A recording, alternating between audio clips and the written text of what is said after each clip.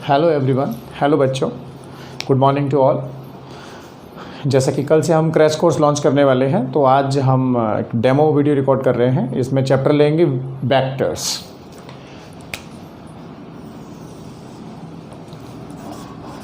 VECTORS, vectors. आपको मालूम है कि what are the physical quantities? Physical quantities वो होती हैं जिनको हम नाप सकते हैं। The quantities which can be measured are known as physical quantities. यार कल मैंने एक बहुत सुंदर सपना देखा। कितना सुंदर मालूम नहीं। कल यार मैंने एक बहुत अच्छी लड़की देखी। कितनी अच्छी लड़की देखी? क्या आप नाप सकते हैं? नहीं। तो जिन चीज़ों को हम नाप नहीं सकते वो क्वांटिटीज़ कैसी होती हैं? Non physical. जिनको नाप सकते हैं उनको बोलते हैं फिजिकल क्वांटिटीज़, जैसे मास, लेंथ एंड टाइम। तो vector is dealing with the physical quantities. First of all we should remember it. जो फीलिंग्स होती हैं, सुंदर, अच्छा, बुरा, सुख, दुख, इनको हम मेज़र नहीं कर सकते, तो ये सब नॉन फिजिकल हैं। फिजिकल वो हैं जिनको मेज़र करते हैं। Further, on the basis of direction of requirement of direction, they are of two types. One is scalar, second is vector. Scalar quantities क्या होती हैं? जिनमें केवल हमें मैग्नीट्यूड की ज़रूरत होती है। We just required magnitude for their expression, जैसे कि mass, length and time, temperature. इन सब की कोई दिशा नहीं होती, इसलिए इन्हें स्केलर कहा जाता है। दूसरा, वेक्टर्स। तो पहली बात तो कि वेक्टर्स की रिक्वायरमेंट क्यों है? Why we need the vector quantities? See, there are some quantities which require not only the magnitude but the direction also. How? Let us see. एक अच्छा एग्जाम्पल लेते हैं, बहुत छोटा सा, बच्चों के समझने के लिए। मान लीजिए ये एक गांव था, ढोलकपुर। वहाँ पे एक घर है। ढोलकपुर से तो आप सभी परिचित हैं ही हैं।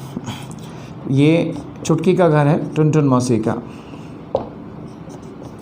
एक दिन वहाँ राजू आया। उसने बोला कि मौसी, चुटकी कहाँ गई है? तो टुनटुन मौसी बोली कि चुटकी अभी बाहर गई है, पर किधर गई है, कहाँ गई है, ये राजू को नहीं पता। इसका मतलब डायरेक्शन नहीं मालूम। अगर राजू ढूंढना चाहे तो किस दिशा में जाके चुटकी को ढूंढे, उसको दिशा नहीं पता। तो ये जो क्वांटिटी है, ये जो सेंटेंस दिया टुनटुन मौसी ने, वो क्या है? एक इनकम्प्लीट सेंटेंस है। अगर राजू उसको ढूंढना चाहेगा तो किधर जाके ढूंढे? इसके लिए उसको क्या दिशा बताना ज़रूरी है। अगर टुनटुन मौसी कहेगी कि भाई ये जो है 3 गांव हैं, जैसे आपने भी छोटा भीम देखा होगा अपने बचपन में, तो पहलवानपुर है, बादलपुर है, और एक कोई और नाम आप सजेस्ट कीजिए। मान लीजिए बच्चापुर है। तो अगर वो कहेगी कि भाई बादलपुर की तरफ गया है, तो राजू चुटकी को देखते हुए कहाँ चला जाएगा? बादलपुर की ओर। पहलवानपुर की ओर गया तो पहलवानपुर की ओर, या कहिए टुनकपुर की ओर, तो ये हो गया टुनकपुर। तो अगर मौसी पूरा स्टेटमेंट देगी, देन राजू क्या करेगा? चुटकी को ढूंढ पाएगा, अन्यथा नहीं ढूंढ पाएगा। तो कुछ क्वांटिटीज़ ऐसी हैं जिनमें कंप्लीट इन्फॉर्मेशन के लिए हमें दिशा की आवश्यकता पड़ती है। बिना दिशा के हम उन्हें एक्सप्रेस नहीं कर सकते। That is the requirement of vectors. Vector में क्या होता है बेसिकली बेटा? 2 चीज़ें होती हैं, एक मैग्नीट्यूड और दूसरा वेक्टर की डायरेक्शन। अगर हमें मैग्नीट्यूड मालूम है और डायरेक्शन पता नहीं है तो हम उसको स्केलर बोलते हैं। जहां हमें दोनों चीज़ें पता है किसी क्वांटिटी के बारे में, वही क्वांटिटी क्या कही जाती है? वेक्टर कही जाती है। जैसे कि आप अंतर समझिए, स्पीड। मान लीजिए कोई स्कूटर वाला है, 5 मीटर पर सेकेंड की स्पीड से वो जा रहा है, पर किधर जा रहा है? भाई स्कूटर वाला जा रहा है, इधर जा रहा है, इधर जा रहा है, या नॉर्थ में जा रहा है, या साउथ में जा रहा है। तो उसके लिए हमें क्या चाहिएगा बच्चों? उसकी डायरेक्शन। डायरेक्शन का मतलब क्या है? अगर हम कहें कि वो ईस्ट में जा रहा है, तो वेलोसिटी क्या हो गई? 5 मीटर पर सेकेंड टुवर्ड्स ईस्ट। ये हुआ कंप्लीट इन्फॉर्मेशन। तो ये है स्केलर और ये है वेक्टर। ये दोनों का डिफरेंस है। स्केलर में केवल मैग्नीट्यूड और वेक्टर्स में मैग्नीट्यूड और उसकी डायरेक्शन का होना बेहद ज़रूरी है। देखिए, इसको कॉपी करिए आप।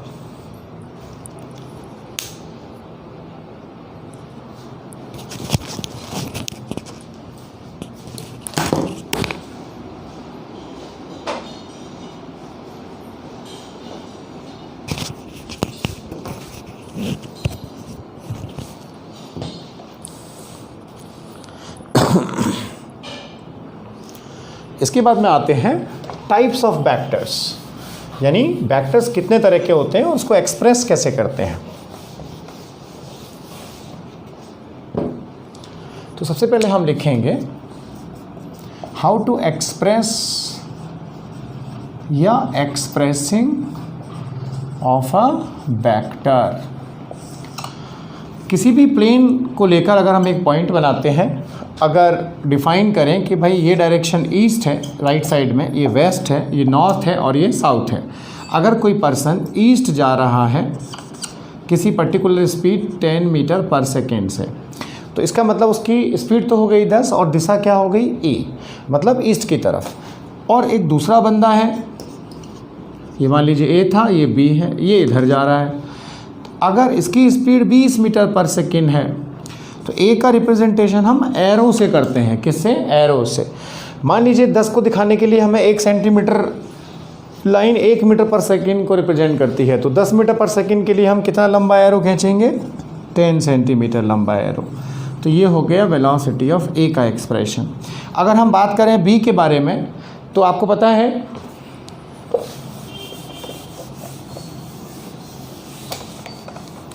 बी किधर जा रहा है? वेस्ट की तरफ। तो बी के लिए एरो कैसा आएगा? उसी लंबाई का आएगा या डबल, क्योंकि ये 20 मीटर पर सेकेंड है। 1 सेंटीमीटर लंबाई का एरो 1 मीटर पर सेकेंड को रिप्रेजेंट करता है। तो 20 मीटर पर सेकेंड के लिए कितना लंबा एरो खींचा जाएगा बेटा? 20 सेंटीमीटर वाला। ये हो जाएगा अपना BB वेक्टर। ये हुआ इनका एक्सप्रेशन। तो कैसे रिप्रेजेंट करते हैं? एरो से। और एरो जो है वो किसके प्रोपोर्शनल होता है? उसकी जो लंबाई है L, that is proportional to magnitude. जो मैग्नीट्यूड है वेक्टर का, उसके प्रोपोर्शनल होती है एरो की लंबाई। ये हुआ इसका एक्सप्रेशन। अब इसके बाद में आती हैं टाइप्स ऑफ वेक्टर्स। वेक्टर कितने टाइप के होते हैं ये हमें देखना है। ईस्ट, अगर कोई नॉर्थ में जाएगा सेम स्पीड से, तो जो स्पीड होगी उसके हिसाब से उसकी लंबाई आएगी, और डायरेक्शन जो है उस दिशा में उसकी टिप आएगी एरो की, फ्रंट पार्ट।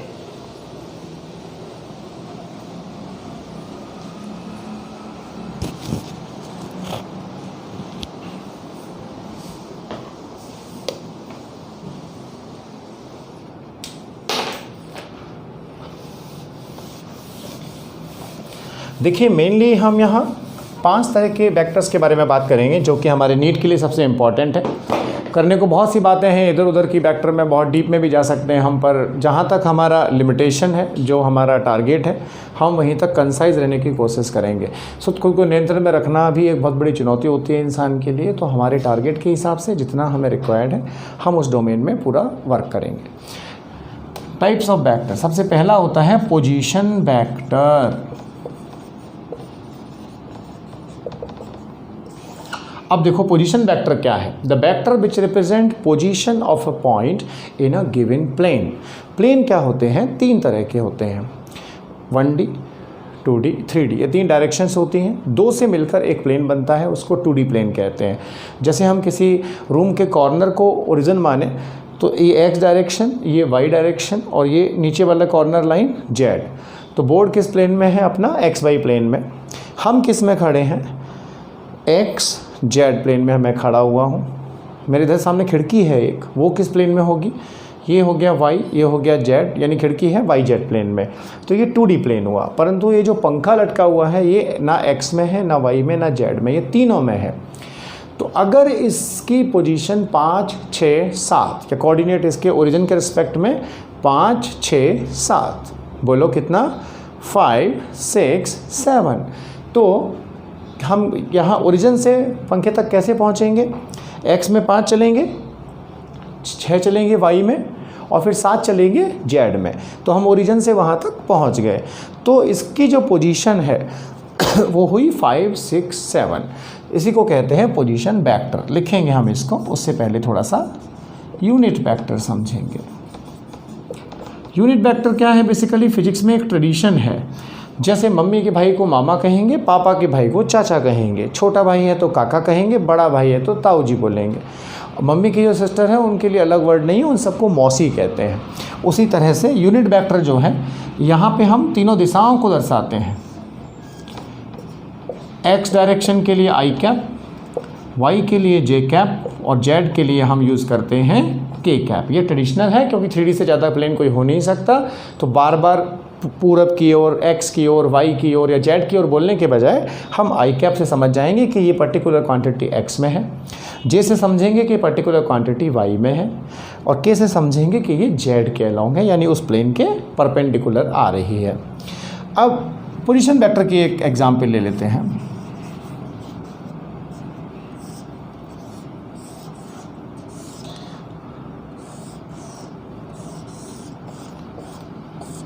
मान लीजिए यहाँ पे एक फ़ैन लटका हुआ है, ये कॉर्नर ओरिजिन है।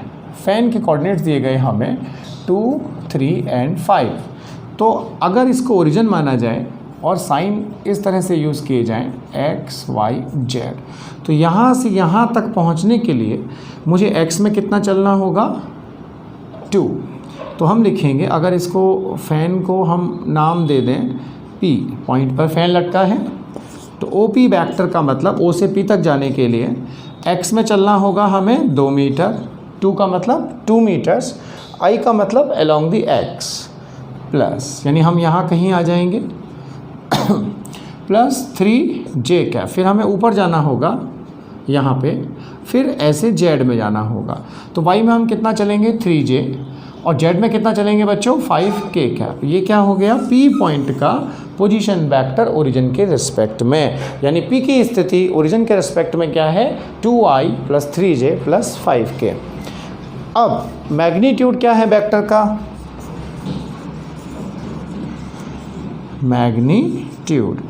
मैग्नीट्यूड का मतलब है अगर हम इस डिस्टेंस को डायरेक्टली मेज़र करना चाहें तो ये कितनी होगी, square of coefficient of i 4, square of coefficient of j 9, square of coefficient of k 25। ऐसा करने पर क्या मिलेगा बताइए, √38 metres.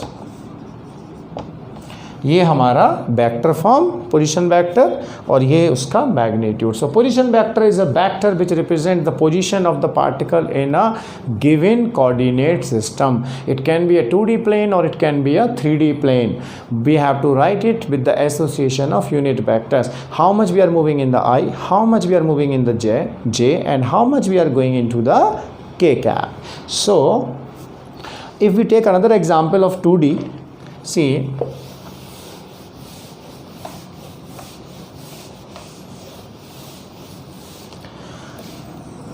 suppose we are having a 2D plane x, y, there is a point P जिसके कोऑर्डिनेट 3,4 हैं। ये है हमारा ओरिजिन, हमें O से P तक जाना है। तो ये एक 2D प्लेन हुआ जहाँ पे z डायरेक्शन नहीं है। इसका मतलब क्या है, O से P तक जाने के लिए पहले हमें x जाना पड़ेगा, कितना 3, फिर y में कितना यूनिट चलना पड़ेगा बेटा, y कोऑर्डिनेट क्या है 4 है ना, 4। तो OP वेक्टर यहाँ पर कितना होगा 3i प्लस 4j कैप। आई कैप जे कैप क्या है, यूनिट वेक्टर्स जो कि दिशाएं बताते हैं। आई होता है x के लिए और j होता है y दिशा के लिए। k कैप का प्रयोग करते हैं हम z डायरेक्शन के लिए। अब मैग्नीट्यूड का मतलब क्या हुआ कि यदि कोई व्यक्ति या पर्सन सीधा O से P तक जाना चाहे, तो एक बात सोचिए आप, ट्राइंगल से आप समझते हैं पाइथागोरस थ्योरम से कि OP स्क्वायर कितना होगा, base square plus perpendicular square 9 plus 16, ये पाइथागोरस थ्योरम है। ये हुआ 25, तो OP कितना आएगा बेटा 5। तो मैग्नीट्यूड का मतलब क्या हुआ, if we go directly from the origin to that point, how far is the point directly as a scalar. तो वो कितना आया, यहाँ पे भी वही तरीका है, स्क्वायर्स करने पर हमें मैग्नीट्यूड मिलता है किसी भी वेक्टर के लिए √25 यानी 5 मीटर्स। आई होप ये आपको क्लियर हुआ। आपको 1 मिनट का समय, आप कॉपी कर सकते हैं इसको।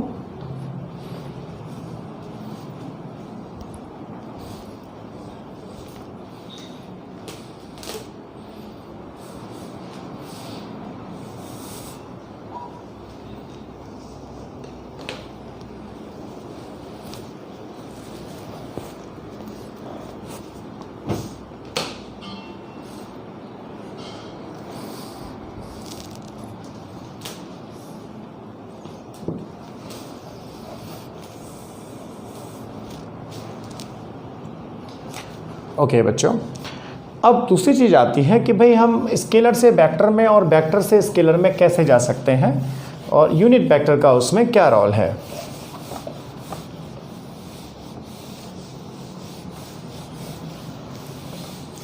So this is the way to go from a scalar to the vector form and the vector form to the scalar form। तो सबसे पहले आप ये देखिए,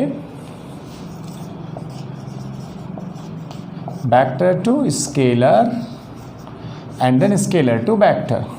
एग्जाम्पल लेते हैं, पहले हम वेक्टर से स्केलर में जाएंगे। If a vector r is something like 6i plus 8j, then find modulus of r। अब ये वेक्टर हो गया, यानी ये वेक्टर किस प्लेन में है, एक्स वाई प्लेन में है। i कितना है 6, j कितना है बेटा 8 है। तो इसका मैग्नीट्यूड कितना आएगा, अभी अभी हमने आपको बताया था, r mod is under root of square of i coefficient plus square of coefficient of j cap. तो ये कितना आया, root of 100। What does it mean, 10 meters और एनी यूनिट सिस्टम जो भी उसमें हमने यूज़ किया। ये सेंटीमीटर हो सकता है, मीटर हो सकता है, millimetre, anything it can be, but only magnitude will give us the result. तो this is called vector to scalar conversion. Example से भी समझ सकते हैं, जैसे यहाँ पे पोजीशन क्या था 3i + 4j, तो डायरेक्टली अगर जाएँ तो लेंथ कितनी आएगी उसकी, 5 मीटर आएगी। अब रही बात unit vector,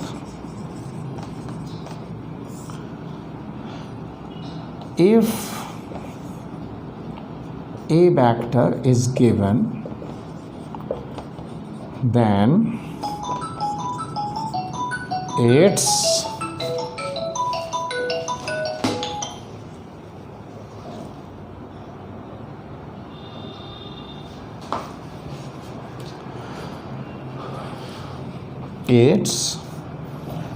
UV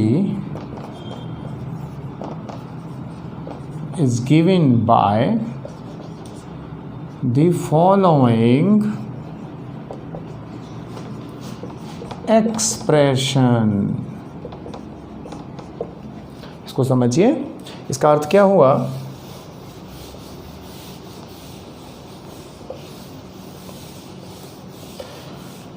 a cap is a vector over modulus a।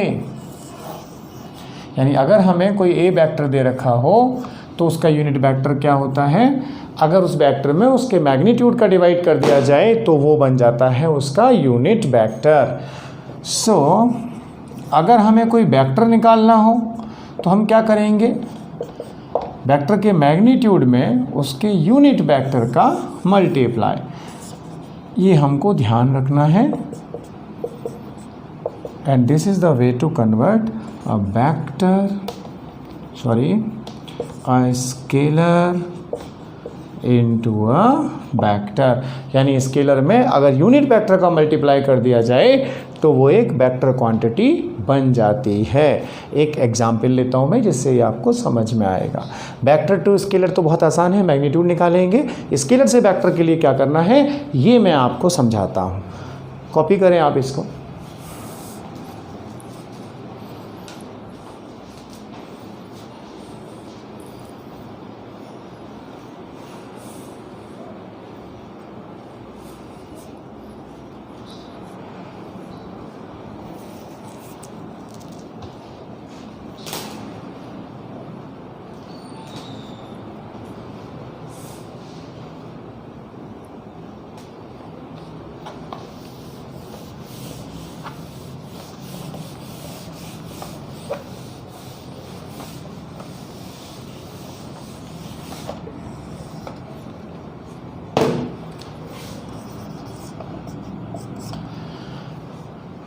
ठीक है, मान लीजिए बच्चों एक चिड़िया है। चिड़िया बोले तो जो उड़ती है, जैसे we all are the part of उड़ान।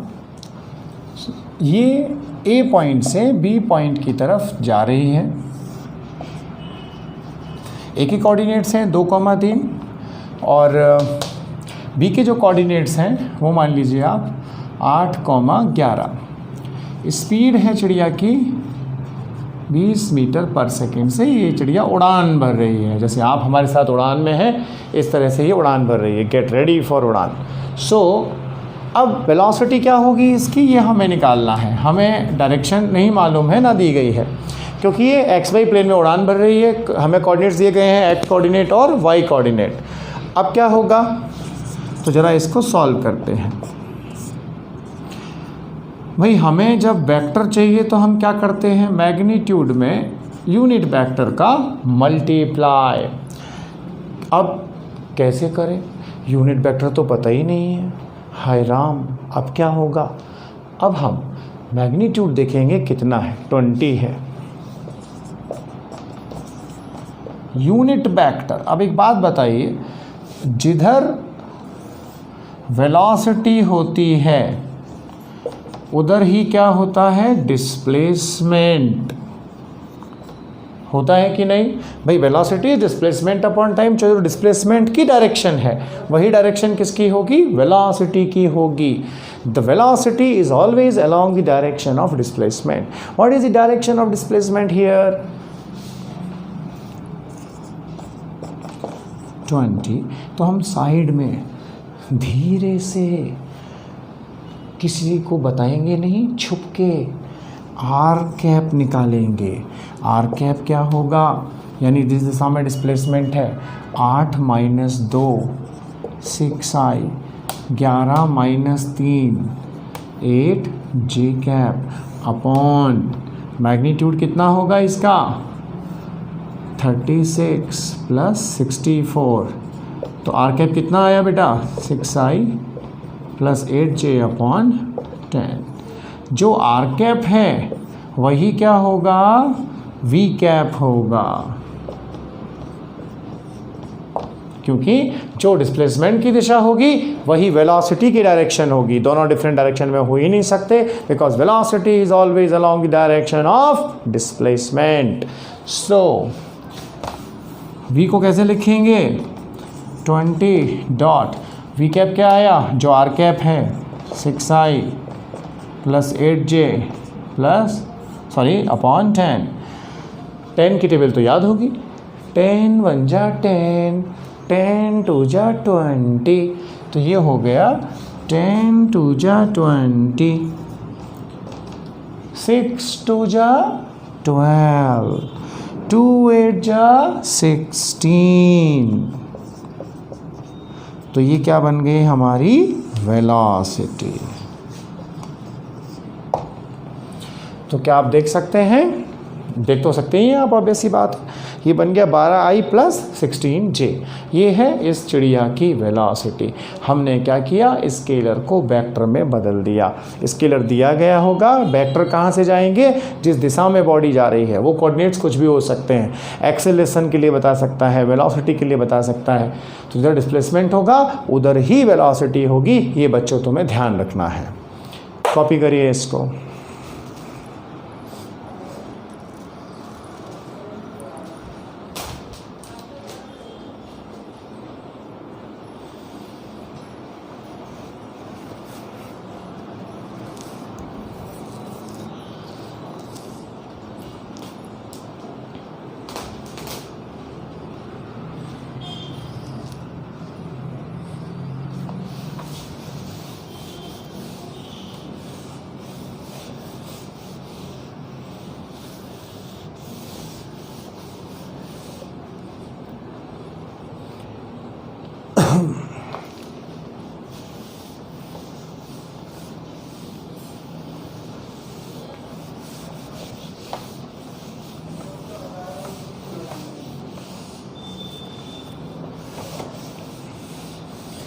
अब हम छोटे छोटे प्रोफाइल लेंगे, equal vectors, opposite vectors, like that. हमने पोजीशन वेक्टर पढ़ा, यूनिट वेक्टर पढ़ा। अब हम बात करते हैं इक्वल वेक्टर्स के लिए। दो चीज़ें इक्वल कब होंगी, जब वो इक्वल होंगी। वेक्टर्स इक्वल हैं तो वेक्टर के अंदर दो चीज़ें हैं, एक उसका मैग्नीट्यूड और उसकी direction. So if two vectors are having same magnitude and same direction, then they will be called as equal vectors. Like if it is the A vector and this is parallelly we have B vector, दोनों arrow की length same होगी और दोनों की direction same होगी, तो इनको बोला जाएगा equal vectors. Number 4, opposite vectors. Opposite vectors क्या होती हैं? मान लीजिए ये ए वेक्टर है और इसी लेंथ का बी वेक्टर अपोजिट डायरेक्शन में है, तो ये दोनों वेक्टर क्या होंगे? अपोजिट वेक्टर होंगे। अपोजिट वेक्टर्स का सम हमेशा क्या होता है? 0। इनको बोलते हैं अपोजिट वेक्टर। कुछ लोग parallel vectors, anti parallel vectors की बात करते हैं, उनको सीखना बहुत सिग्निफिकेंट नहीं होता, क्योंकि ऑब्वियस ही बात है केवल वो डायरेक्शन के बारे में है। जैसे ये हो गए अपने पैरेलल वेक्टर्स ए, ये बी। तो यहाँ पे आप देख सकते हो बच्चों, दोनों की डायरेक्शन तो सेम है पर मैग्नीट्यूड्स क्या है? अलग अलग होते हैं, अलग अलग। छठा, anti parallel vectors. So what are the anti-parallel vectors? Which are having the opposite directions, magnitude is no guarantee. In a special case, when magnitude same, they will convert into the opposite vectors. So क्या होना चाहिए? ये A है और ये B है, तो ये कैसे वेक्टर हो गए? पैरेललिटी तो है पर इक्वलिटी नहीं है, यानी मैग्नीट्यूड सेम नहीं है, तो ये दोनों वेक्टर्स हो गए अपने एंटी पैरेलल वेक्टर्स। कॉपी करिए। इसके बाद last but not least,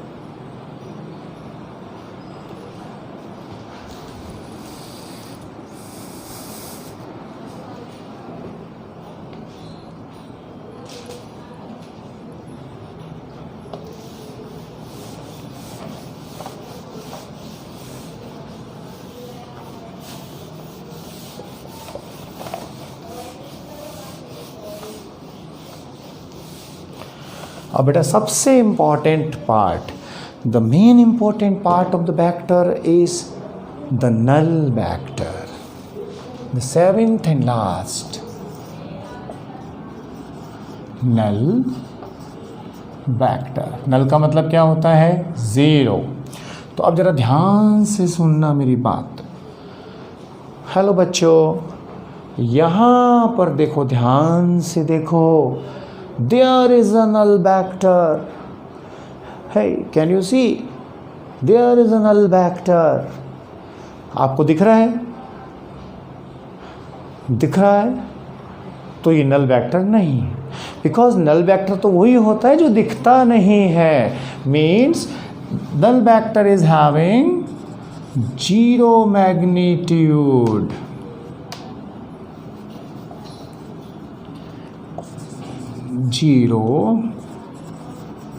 magnitude. अब सवाल उठता है कि भाई 0 मैग्नीट्यूड का आवश्यकता क्यों पड़ी सर? तो क्रॉस प्रोडक्ट में बात बच्चे ये पूछते हैं, सर जब 0 मैग्नीट्यूड है तो ऐसे वेक्टर हम ले क्यों रहे हैं? Actually in the cross product, when we have I cross I, then the value will come 0, but that 0 is not the 0, that is a null vector, because cross product is definitely bound to give us a vector. तो 0 कैसे आएगा? तो उसको 0 नहीं बोलेंगे, that will be named as 0 vector, बोले तो null vector। Okay, that is the utility. अगर इसको किसी में ऐड करते हैं अपन तो क्या मिलता है हमें? वही मिलेगा जो वेक्टर दिया गया है। Okay, so now we will take triangle law of addition.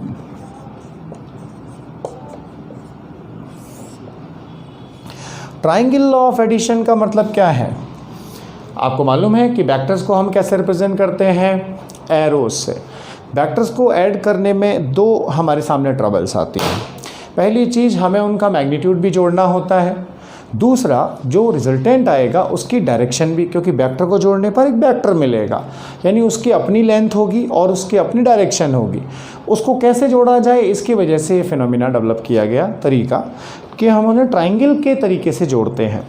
Suppose we have two vectors A and B और ये फिक्स है प्लेन में। अब इन्हें जोड़ेंगे कैसे? दिस इज ए, पहले वेक्टर का ये टेल, ये हेड, दूसरे वेक्टर की टेल को पहले के हेड पे रखिए and draw it as it is. यहाँ ए की टेल को बी के हेड से मिला दीजिए। This is called the addition of vector, triangle law of addition. C is equals to A plus B. Magnitude क्या होता है इसका, अब समझिएगा ज़रा बात को, हम इसे बाद में ड्राइव करेंगे। अभी अगर दोनों वेक्टर्स के बीच का एंगल जो है वो थीटा है तो सी क्या होता है, under root of A square plus B square plus 2ab cos theta. This is the magnitude of addition. And resultant जो पहले वेक्टर के साथ एंगल बनाएगा वो क्या होता है, ये लेंथ होती है b sin थीटा और ये लेंथ b cos थीटा। तो टोटल परपेंडिकुलर कितना हुआ बच्चों, b sin थीटा। नेट कितना, a plus B cos theta. बोले तो b sin theta upon a plus B cos theta. यहाँ से हम अल्फ़ा निकाल सकते हैं। This is about the triangle law of addition. Please copy this.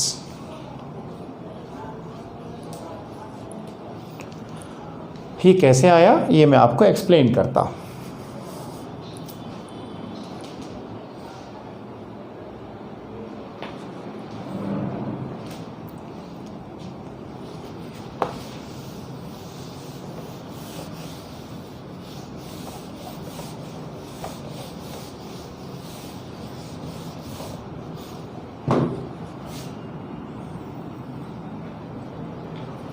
देखिए, पहली बात तो हम थोड़ा यहाँ एंगल बिटवीन वेक्टर्स को समझ लेते हैं। एक छोटा सा एग्जाम्पल लेते हैं। मान लीजिए ये एंगल हमें 120 दिया गया, ए एंड बी, और हमसे पूछा गया कि दोनों के बीच का एंगल कितना होगा। Find the angle between the vectors.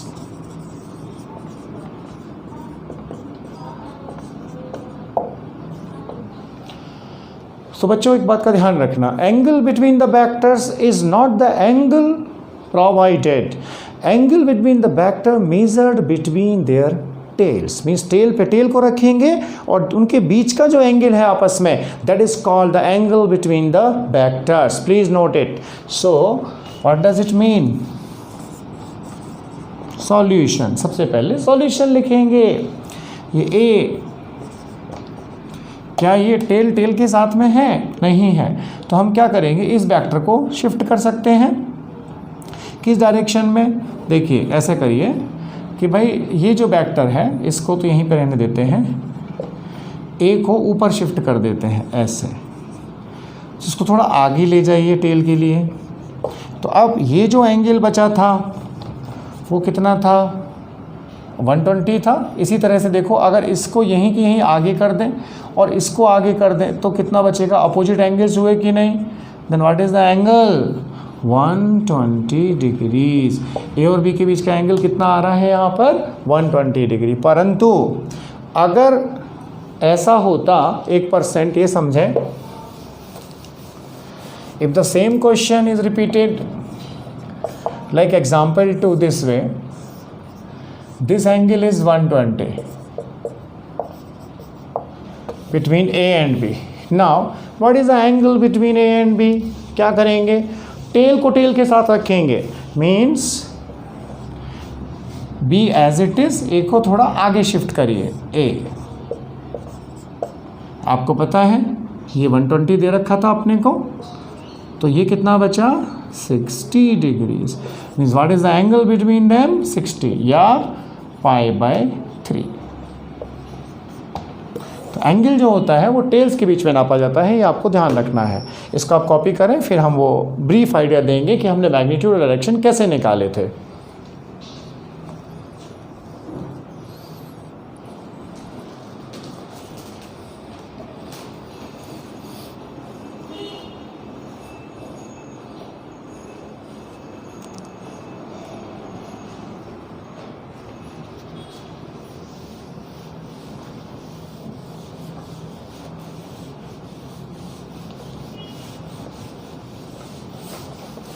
So बच्चों, now is the time to learn how we got the resultant of two vectors। तो उससे पहले आप एक चीज़ समझें, कोई भी ट्राइंगल अगर है, ये मान लीजिए हमने एक वेक्टर बी लिया, ये एंगल थीटा है, अगर हम इसको बी वाई बोलें और इस साइड को बी एक्स बोलें, तो आपको पता है ये जो कंपोनेंट है, ये कोई वेक्टर है, इसका कितना पार्ट x में है और कितना पार्ट y में है, हम पहले जनरल कैलकुलेशन करते हैं। तो अगर इस ट्राइंगल में हम साइन थीटा लिखें, साइन थीटा क्या होता है बताइए? Sine theta is perpendicular upon hypotenuse, यानी उस हिसाब से ये कितना आया, बी वाई अपॉन बी, यानी हमें क्या मिला, B Y is how much is that, b sin theta, and what is the cos theta, base over hypotenuse। So we are having the x component b cos theta, ये अपना number 1 equation, ये number 2। इसी वजह से जब हमने addition किया तो हमने a और b में जो एंगल लिखा था वो यहाँ पे थीटा लिखा था, ये लिखा था b sin थीटा, और बेस को लिया था b cos थीटा, ये हुआ दोनों का एडिशन। इज दिस और नॉट? इसी वजह से ये टोटल वेक्टर कितना हो गया, a plus B cos theta, ये कितना बचा, b साइन थीटा। तो इन दोनों का एडिशन हमें c क्या मिला था, जो हमने लिखा था under root of a square plus b square plus 2ab cos theta. देखिए, अगर आप उसको चाहें कि ये आया कैसे, तो हम वो भी एक्सप्लेन कर सकते हैं।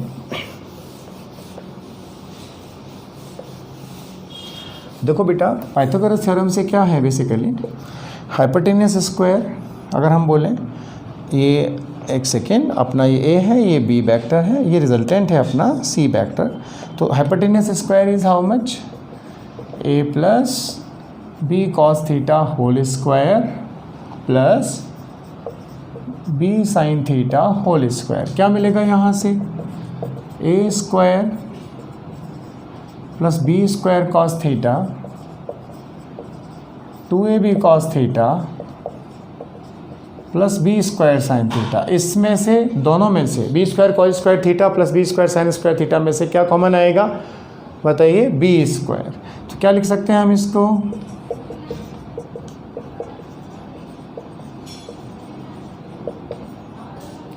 ये क्यों किया हमने, क्योंकि देखो जब बी स्क्वायर कॉमन आएगा तो ब्रैकेट में क्या बच जाएगा, sine square theta plus cos square theta.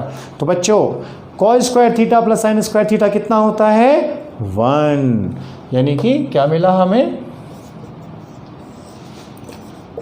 केवल बी स्क्वायर। तो सी आ गया, A square plus B square plus 2ab cos theta. So this is the resultant of two vectors a and b, and this is the procedure to calculate। Copy करें इसको।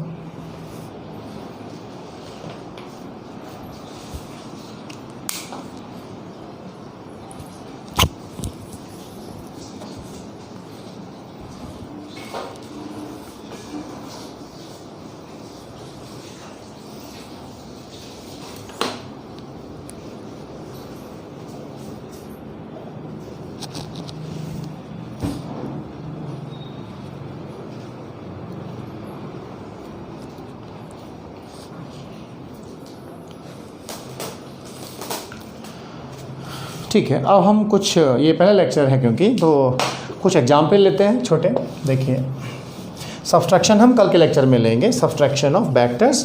और उसके applications है rain concept, river concept कि बारिश किस angle पे आएगी, कैसे दिखेगी, बच्चा आगे जा रहा है पीछे जा रहा है, या रिवर में आदमी कैसे क्रॉसिंग करेगा, ये सब हम कल के लेक्चर में लेंगे जो कि सब्सट्रैक्शन की एप्लीकेशन है।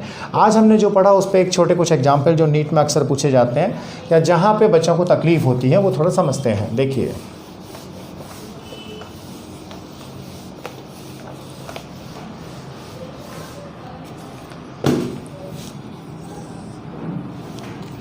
example, if a vector is I cap plus 2j cap and b is equals to 2i plus k cap, then find modulus of a and modulus of b and modulus of a plus b. Right. तो now what is the question here? बच्चे यहाँ पे पूछते हैं sir a में तो k है ही नहीं, a में k है, how the k is there in the vector a? Can you see? क्या तुम्हें दिख रहा है? देखो कैसे है, मैं आपको दिखाता हूँ। i plus 2j plus 0k cap means जो नहीं है उसका कोफिशिएंट कितना है, 0 है, but it is there. What is the B vector? Complete the vectors. 2i, हाय राम j नहीं है इसमें, j है पर उसका कोफिशिएंट कितना है, 0। k, कई बच्चे बोलते हैं सर k का तो कुछ कोफिशिएंट है ही नहीं, हम क्या करें? जिसका कोई नहीं होता उसका भगवान होता है और भगवान एक होता है। Can you see the coefficient of k? What is the coefficient? 1। So now the vectors are completed. अब आपको क्या निकालना है, आप निकाल सकते हैं and modulus of a under root of, यहाँ भी देखो बच्चे कहेंगे सर i का कोफिशिएंट तो है ही नहीं, है कितना है, 1 है। 1 का स्क्वायर 1, 2 का स्क्वायर 4, 0 का स्क्वायर 0, कितना आया, √5 यूनिट्स। ये हमारा पहला आंसर हुआ। दूसरा, what is the B vector modulus? Tell me. Root of 4 plus, हाय राम फिर से जे नहीं है, जे है कि नहीं है, कोफिशिएंट कितना है, 0 है। 0 का स्क्वायर 0, 1 का स्क्वायर 1, कितना आया, √5। And last but not least, what is the a plus B mod? Under root of a plus B कितना होगा, पहले इसकी वैल्यू निकाल लीजिए। a प्लस बी वेक्टर दोनों को अगर जोड़े तो 3i प्लस j कितना आएगा, 2j, और k कितना है बच्चों, 1k कैप, यानी कि मैग्नीट्यूड कितना, 3 का स्क्वायर 9, 2 का स्क्वायर 2 एकम 2, 2 दूनी 4, 4, 1 का स्क्वायर 1, कितना हुआ, अंडर रूट 14 यूनिट्स। सो ये हुआ basic working with the vectors when they are provided in terms of I cap, J cap and K cap. बच्चों आज की क्लास ये इतनी पर्याप्त है। आपको एक टेस्ट दिया जाएगा अभी थोड़ी देर बाद, उसके बाद में एक डीपीपी मिलेगी जिसको आप सॉल्व करेंगे। और कोई प्रॉब्लम रहा तो हम कमिंग क्लासेस में शाम को एक टाइम फिक्स करके लाइव सेशन में आपके doubts through the YouTube streaming and in personal mobile app we will be solving. Thank you very much. We will continue tomorrow with the subtraction of vectors. Thanks.